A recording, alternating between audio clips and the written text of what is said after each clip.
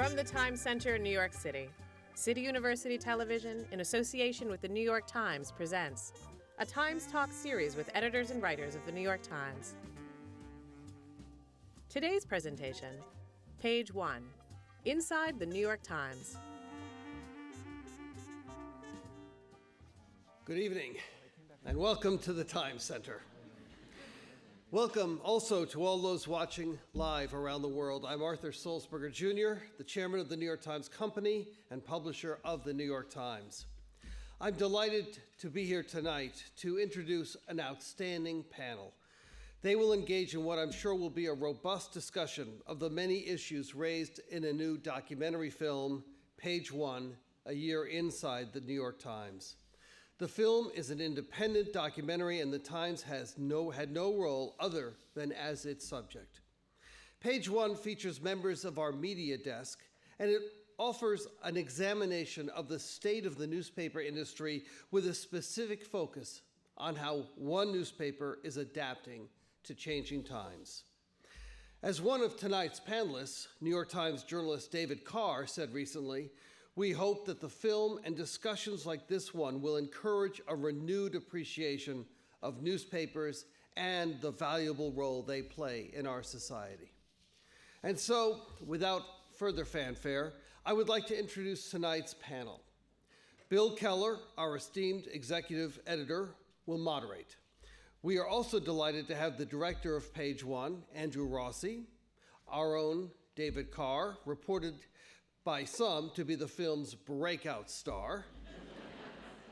And we're especially honored to have with us Gay Talese, the acclaimed author and former Times reporter.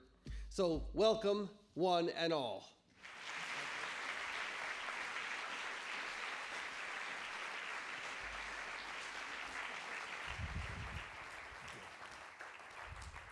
Bill, the stage is yours. Okay, as soon as the microphone's functioning. Thank you. I was at a journalism conference last Friday, and somebody asked if I regretted giving Andrew such open access to the New York Times newsroom. I said, not nearly as much as I regretted having given access to a film crew from The Daily Show. I don't know what the hell I was thinking about that one, but Andrew came in with an interesting idea, I think a seriousness of purpose, and most of all, he came in with the endorsement of Dave Carr, whose motives were less than pure. Andrew had arranged to follow Dave around and do a piece on a film on him after a few interviews where David realized that it was maybe not conducive to successful interviewing to have a guy with a camera following you. He decided he would offload the inconvenience on the rest of us. So he recommended that we open the place wide. And Dave has more street smarts than I do, and I trust his judgment. He would never have let The Daily Show in, I don't think. Just to be clear, what we gave Andrew was access. We're not investors. We didn't have a hand in making the film. It's probably not the film I would have made if I were a maker of films, but I think it does show that he approached his work with a serious curiosity and a fair and open mind. I've seen the film twice. The first time a few months ago when Andrew kindly screened it for a few of us at the Times, and afterwards I sent him an email saying I thought it was way too long. I suggested that he try to cut it down to about 60 minutes. Apparently in the documentary business, that's like telling Gay, I really love the book that you worked on for 5 years, but it would make a great magazine piece. On reflection, I think one reason that I found it long and a little boring to me was that it was really familiar, which means that he got a lot of stuff right.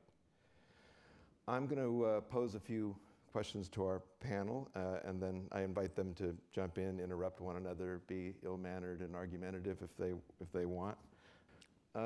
Andrew, you came into this with a clever premise that you would follow the reporters who were reporting on their own fate.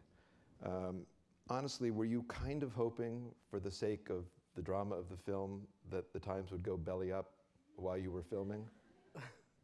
No, I certainly, I did not have any sort of preconceived notions about, what the fate of the New York Times might be, or indeed the newspaper industry itself. I only knew that really it was a moment of great crisis, it seemed, across the board. And several sort of smart gurus in the media world were talking about, what the sort of impact would be of digitization. And it seemed like a ripe moment to go inside the four walls of an institution that does original reporting and to observe what that journalism is and what it requires in its practice.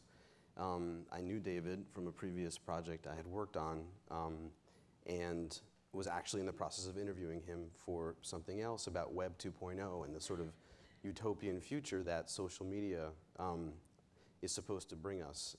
And a light bulb went off, and I thought, what about doing a story about David and the New York Times as a window into what digitization is bringing us, and specifically what we might lose if newspapers as a whole suffer in that future.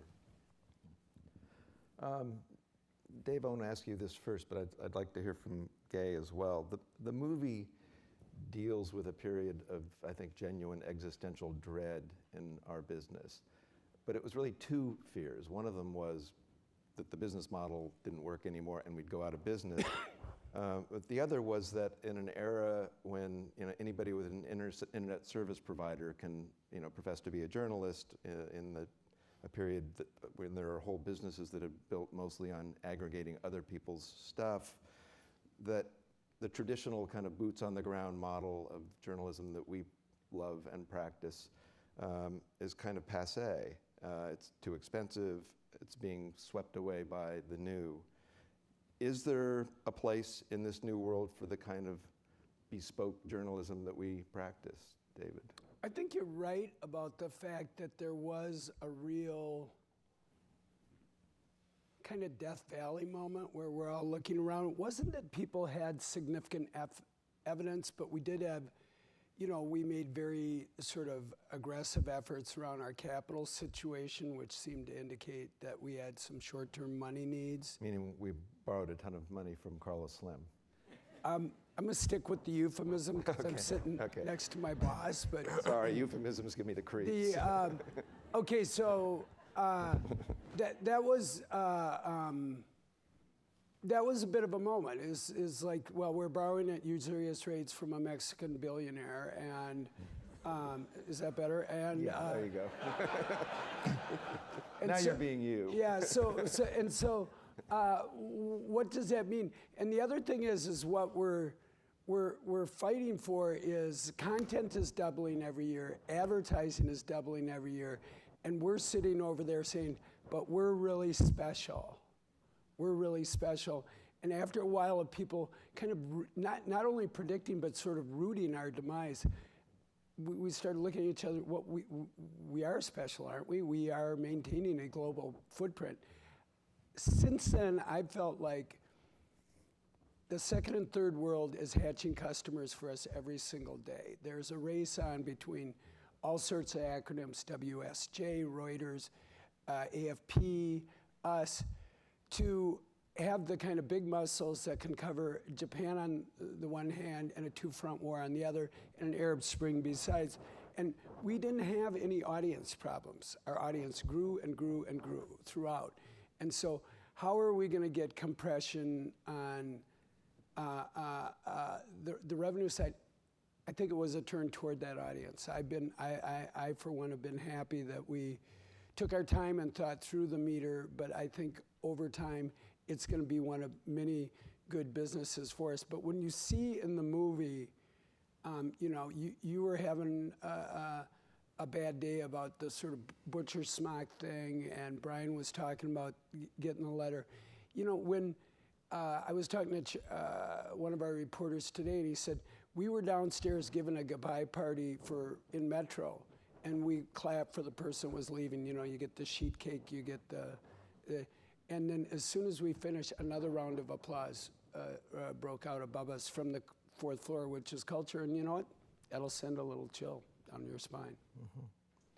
Gay, it's been, what, 45 years since you were a full-timer in the newsroom, but you pioneered really a kind of form of journalism that is, time-consuming, space-demanding, demands some patience and time of the reader as well. Do you feel that that sort of journalism is endangered in this world we're in now? No, I want to correct something. I didn't pioneer anything. I learned as a copy boy when I first joined the Times. I learned from old people who were then all of 55.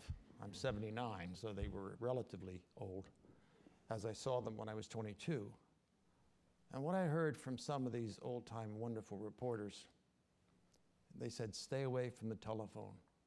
That was the technology when I was a child of this game called journalism. And I believe that they were right. One said, you have to be there. The kind of reporting you do that matters, you have to be there. And you do have to be there. And you can't use the phone. And you can't use anything else since the phone. I believe you have to be there. This institution that you've served so well, Bill, has made it possible for people to be there.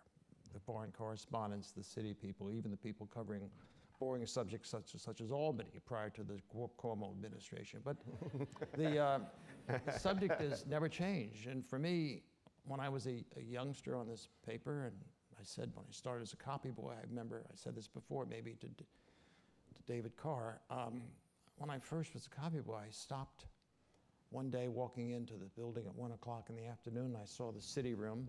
I never quite got over how large it was and how many people were there, and rows and rows and rows of reporters. And I stood back and looked at the room from afar, and I thought, I am now looking at this place filled with these reporters and copy readers and editors, and per square yard, there are fewer liars in this room than any comparable room in the city of New York. That we have liars in the clergy, we have liars in Wall Street, we have liars in the police department, we have liars all over to a degree. But to a degree that it's possible to have fewer, this room, this city room on 229 West 43rd Street as it used to be, there are fewer, and I want to be part of this. There is certain pride, as we all have, as these young people have. I saw the people in this movie, and David isn't as young as some of the others, but what David said, now there was a column, just let me say one other thing though. There was a column he wrote about 3 or 4 weeks ago, and he was acknowledging, Dr. David Carr was acknowledging how you get certain information from Facebook and Twitter and whatever else. But he said, no one has yet perfected the journalistic drone. And that's really says it, doesn't it? There's no perfecting the drone. You have to be there. You have to get your feet on the ground. You have to see it yourself, and you have to bring your own sense of values to what you report. End of speech. Okay. Well, let me invite another.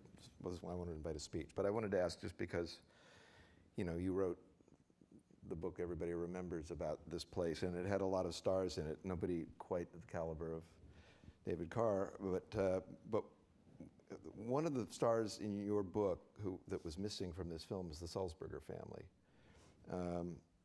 And I think one reason the film ends with a note of optimism rather than the great catastrophe that Andrew claims he wasn't hoping for, is that it has the support of a family that actually believes in this stuff. Did you feel in watching the film sort of the lack of that part of the story?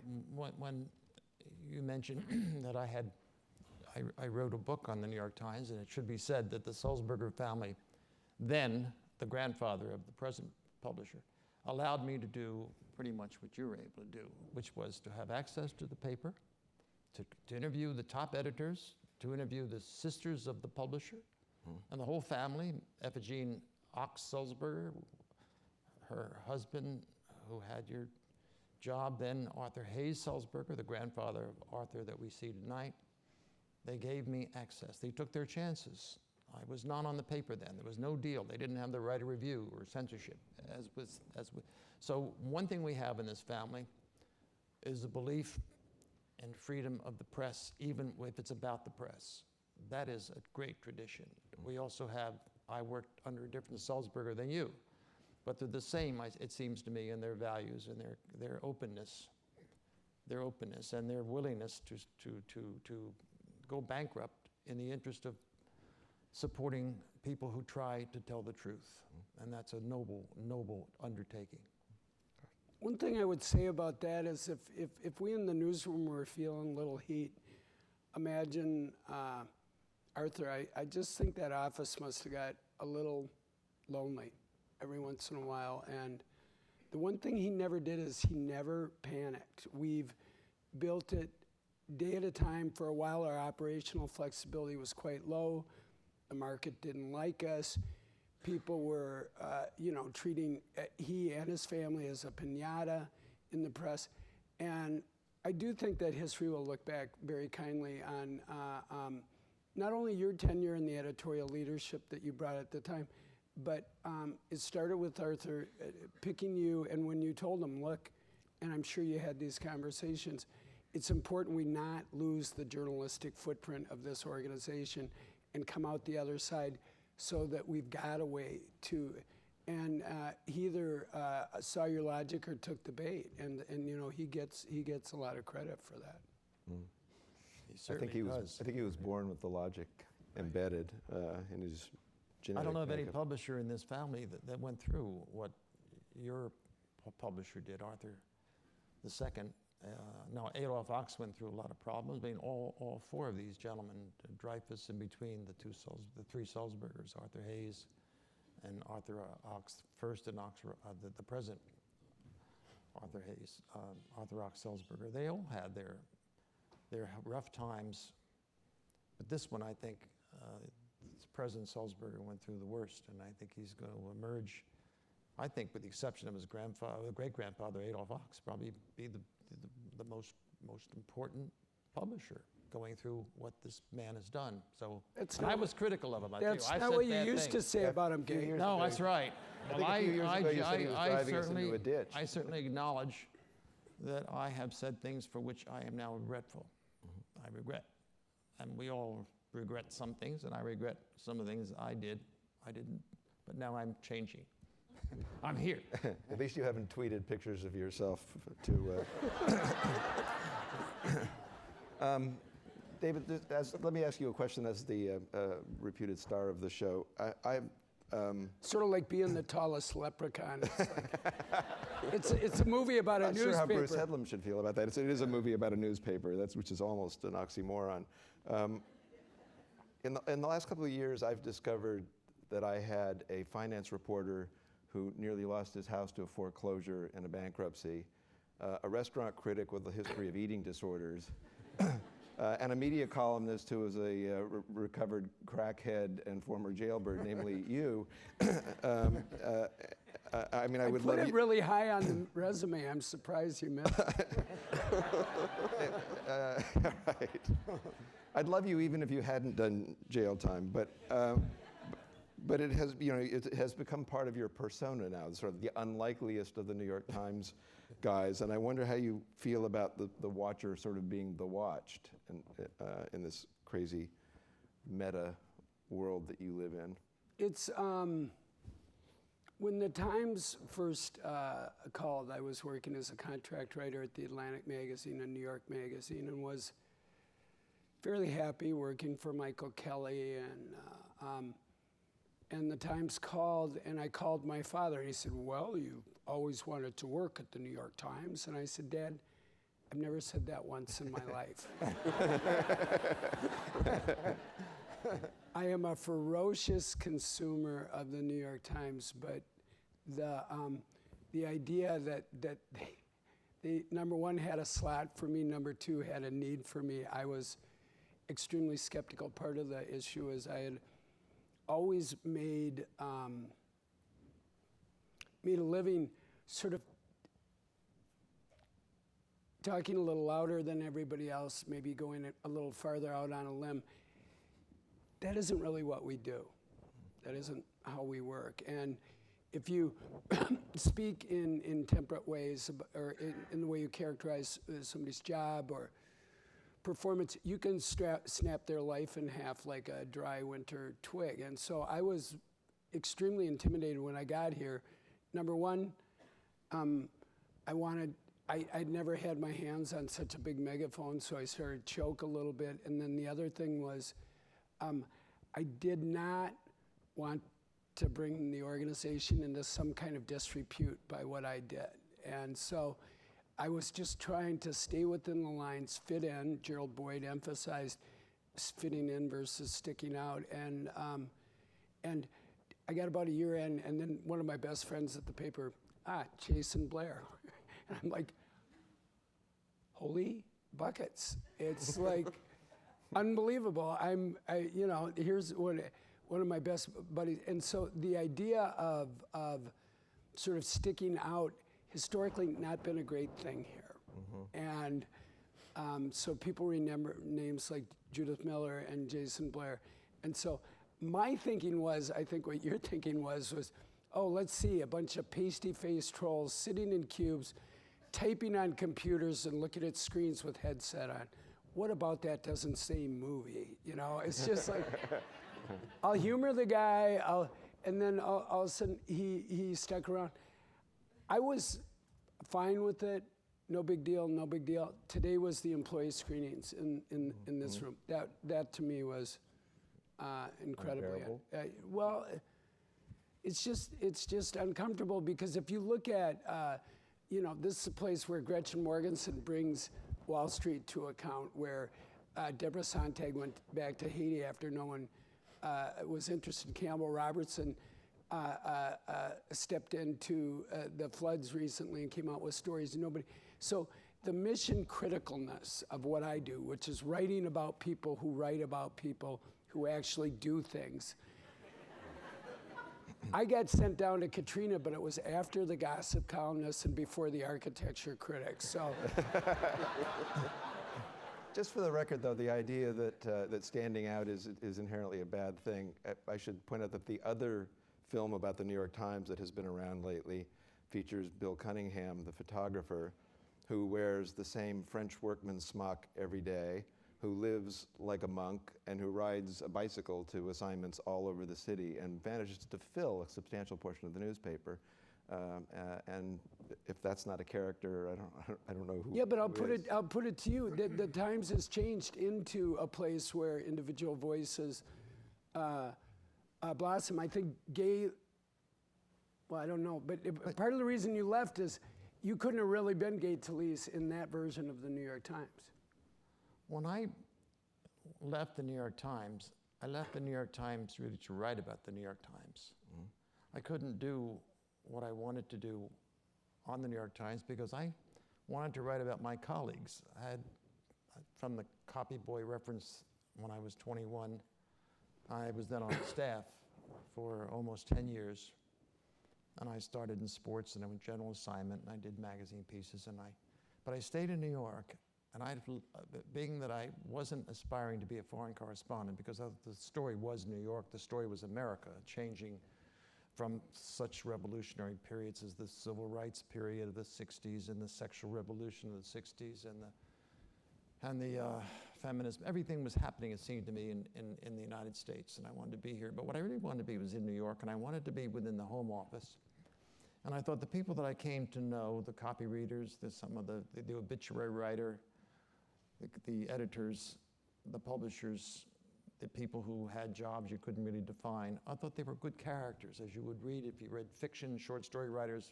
De Maupassant, John O'Hara wrote about such characters, but I wanted to write about these people. In those days, the word media was not in our language, and writing about reporters and copy readers, et cetera, was not of interest to publishers, because the question was, who wants to read a book about those people? And those people themselves didn't think they were interesting. I did, for reasons that I don't know if I can explain in the limitations of time. However, I did want to write about them, so I left. And the first piece I wrote for a magazine, I had a year of writing for a magazine, Esquire, 66, so I left in 65. The first piece I wrote was about an obituary writer. Name is Alden Whitman, and called him Mr. Bad News. And the second piece I wrote was about the managing editor, Clifton Daniel, in those days, who reported to Turner College, who was in your program. College had the first title of executive editor, which you and now Jill Abramson has.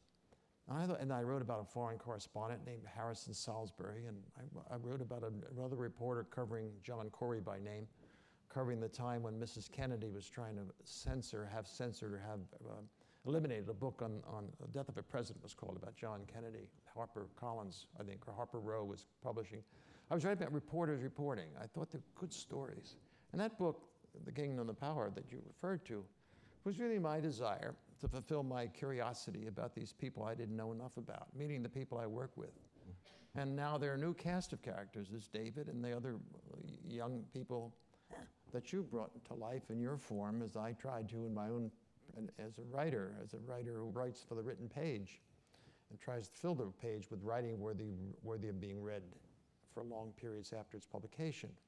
But these characters are fascinating. People like you and people like David and all the other people that you've discovered and brought to are really fascinating, more interesting than the people they report upon, I think. Well, I think Brian Stelter is a great example of somebody who sort of stands out in his way.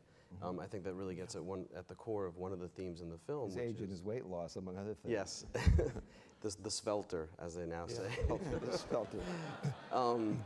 But Brian, I think, is sort of spectacularly tweeting from tornado-ravaged towns while having front-page stories coming out the next day, and is sort of like an avatar for the new media set. And he really is establishing almost his own brand within the paper. He would hate it if he heard me saying that. But I do think that the paper, as I observed in my time there, is one that accommodates writers of sort of individual voice versus... Yes, it does, more now than when I was there, Right. Because right now there are stories in the Times today that I wish I had written, and some of the things I wish I had was the space that is affordable now. Times had a piece a couple of weeks ago about how veterans coming out after the war and how they have to integrate themselves to the best of their ability to a civilian life and the problems that causes. It was a wonderful series, a wonderful piece. Yeah. So there, for every day I read the paper, it takes me 2 hours to get through that paper, but I'm almost sorry when it's finished because it is such a fine paper. Thanks to you. Thank you.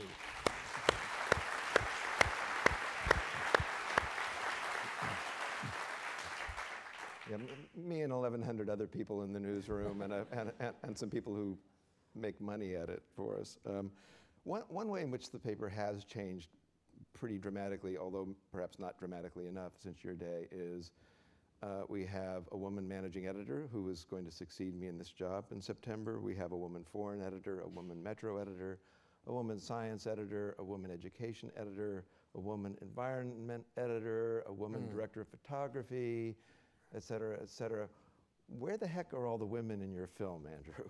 That's a fantastic question, and one that comes up a lot. So the purview of the film was the media desk, and I was focusing on the media desk. And when I was able to go to the foreign desk or the technology department, the camera goes there.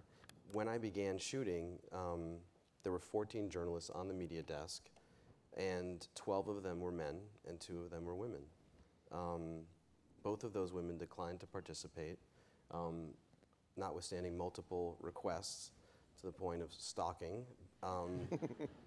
And I have no idea, what their rationales were, and I think, Bruce. You probably saw the Daily Show piece. They probably did see that.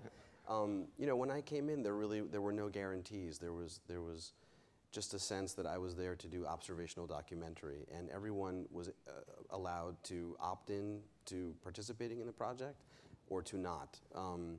Bruce Headlam, the editor of the media desk, had me meet with the journalists, and several of them raised concerns. And coming out of that meeting, Brian and David and Richard Perez-Pena were game to be a part of it, and those other, 2 women were not. So you do get, I think, a sense of a very male department. I don't think that's completely reflective of the Times, as you just rattled off all those positions. Unfortunately, we're seeing the Times in page 1 through a keyhole, which provides great sort of meta resonance in terms of us having a play within a play, where all the stories that David and his colleagues are reporting on elucidate different disruptions in the media landscape. But in terms of a sort of full portrait of the times, this film does not really, does not necessarily have that as its ambition. And so you see a very male group of people. I think that one of the other things that's at work here is almost genetic, where boys are taught from an early age that what they think and what they say is really, really important and needs to be shared. And the women who are successful at the New York Times have done it by just being better than everybody else, not louder, not. And yes, it's a meritocratic culture, but when a camera comes in, I think it's a really, the default should be, probably not. No good can come of this, right? And I heard from both Stephanie Clifford and Motoko Rich today, who, they're ferociously good reporters and tremendously articulate people about the craft and about what was going on. They loved your movie. I'm not so sure they're unhappy that they didn't participate. You know what I mean? It's a case could be made. Well, right? I mean, I'm not sure that I agree with sort of a gender specific response to the camera, but I do agree that, many people don't feel comfortable, and that's absolutely fine. But it should be remembered, though, that the Times had prominent women in the newspaper part of the institution.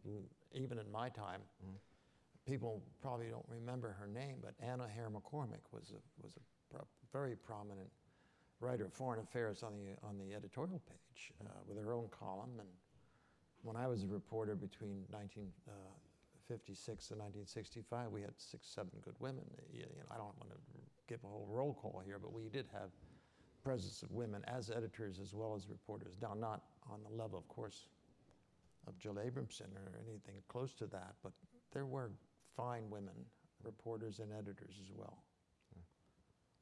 So the movie ends with the New York Times still alive in print and online, and by the way, a viable business in both mediums.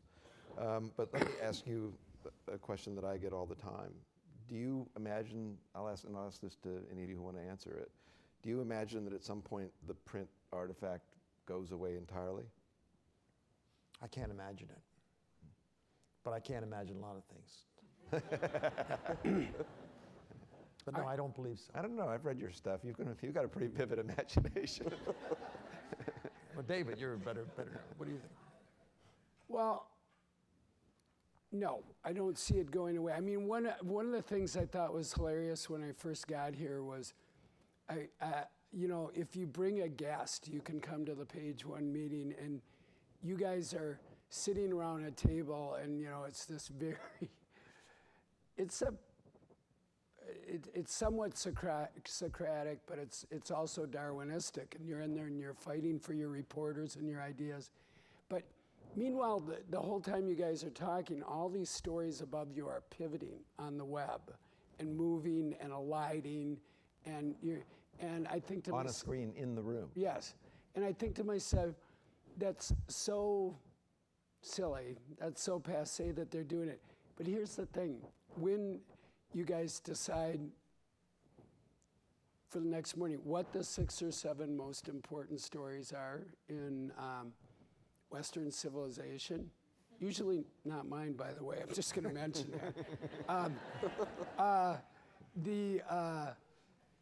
I find that to be, number one, a complete comfort, but 2, extremely useful to me, because I have how many hundreds of thousands followers on Twitter, how many, stuff going my whoom, whoom, whoom, whoom, whoom, and that moment in the morning, and I'm as deeply involved in the web as anybody.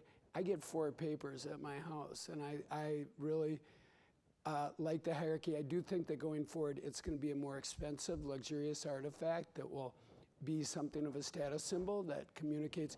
You cannot show somebody that you're a New York Times reader by walking around with an iPad. You just can't. And the communication that goes with, Bruce Edlam has pointed this out, with the book cover, with the newspaper, there's some really important semiotics that go with that, cultural semiotics, and I do think that you'll see it becoming more and more of a status symbol, rarer, more expensive. Like vinyl records. Yeah, and vinyl records are cooking right now. Yeah. Andrew, what do you think? Well, I believe the publisher has actually said that the print edition will be suspended or not exist at a date TBD. I think that was the direct quote. It seems to me that that is inevitable, except to the extent, I think as David is saying, that it might be a sort of luxury artifact, a luxury item. And I think, from my point of view, that's okay. I really do enjoy the serendipity of opening the paper and having that artifact. But I do think it's a little bit romantic and doesn't really have a relation to the journalism. And that's really, I think, what this film is trying to explore is what is the journalism that is at stake, regardless of the platform through which it's distributed. Of course, as we know, there's really a gap to be bridged right now between the point at which online distribution of the paper can be monetized to the same effect that it is in the print product. So for now, it's really important that it stays alive. Well, it's a terrible anachronistic business, except we put the white paper out to get the green paper back. So that's got some value, and there's scarcity in print. Tiffany's been with us, upper right, page 3, for over 100 years. We don't have a similar sale on the web. The compression economics sort of ability to move on price comes from scarcity, and so that's why part of why the meter sort of helps us as we end up with a non-replicable audience that we can sell at premium. As the web gets better and better at creating an enforced sort of scarcity around certain kinds of ads, great. But right now, to take $1 and turn it into a dime or a penny, it doesn't seem like a great. You can't rely solely on that. My fear, I have imagination for fear, Bill, but I think that my fear, as I approach my final chapter here, is that the journalism, if it becomes too much more allied to technology, will create a kind of reporting technique in which fewer people will be outdoors, wandering around in the form of serendipity, exploring without goal in mind. I worry about the linear mentality or the goal-oriented tradition that seems to be already in place of people using the technology, Googling this, Googling that, and becoming themselves, seeing the world through the narrow parameters of a laptop. And when I go into the Times building now, and of course other places, you see the quietude of the city room, so unlike the place that I first, as a copy boy, came to know and love. But more to the point, if we get our information in the narrow defines of this technology and cease to wander out and see everything within the technology and communicate to one another, get stories that way and visualize without this drone you say we haven't created. Thank God, but we don't want to have a journalistic drone, and we won't, we hope, ever have a journalistic drone. But I fear that journalism has to still be, as it was when I was a kid, has to be footwork. You have to be out there, going out there, not always know where you're going, and not always knowing where the story is. Therefore, I think the goal-oriented journalist is a dangerous person. You have to be able to discover things by chance and take time as well. With your permission, one thing I would say, that just to add on to that, if you're so busy producing media, you not only don't consume enough media, you don't consume enough life, and you're a copy. So I've tweeted out looking for sources and then Twittered the story as it happened, which became a blog post, which became a short, and then grew into a longer story, and then I Twittered out the results, and then I took a nap, and then I did it again over and over, and to the point where I'm losing my ability to sort of think long thoughts. I myself have cut back on blogging, and I think it's sort of telling that, I'm up here between two of arguably the greatest journalists of our generation. Both of them made a living outdoors, Bill in Russia and you everywhere on the planet. And That immersion journalism, the conceits of literary journalism, where the great facts come from, get denuded and sterilized out of this because we're in this huge data stream all the time. So, Right. Although, as people saw in the film, we kicked you loose for several weeks to do the big piece on Tribune Company. And that's the kind of great tension in our business now, and the tension that Jill will inherit, which is, the demand, the insatiable appetite of the 24/7 news cycle, and the demand to be quick and to be there when readers expect us, but to do that without losing the kind of journalism that requires time and reflection, and maybe more reflection. And being a foot soldier to the historian. I mean, that's the paper of record. I always thought was what we're about. I didn't post on a blog post all that whole summer long, and if you talk to other journalists, when I go, well, I'm going to take a couple more weeks to report and then write it up, other journalists just flip out at that. We know it's possible to do both because we do it. I mean, we're doing it every day, but whether, it requires some effort to sustain that, and I think mainly it requires sort of giving the incentive and the liberty to the reporter to say no to the constant news feed. But we are way over our 30 minutes. Some of you probably have dinner reservations.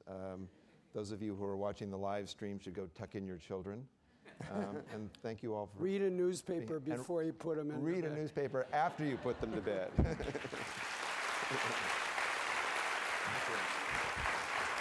Sure.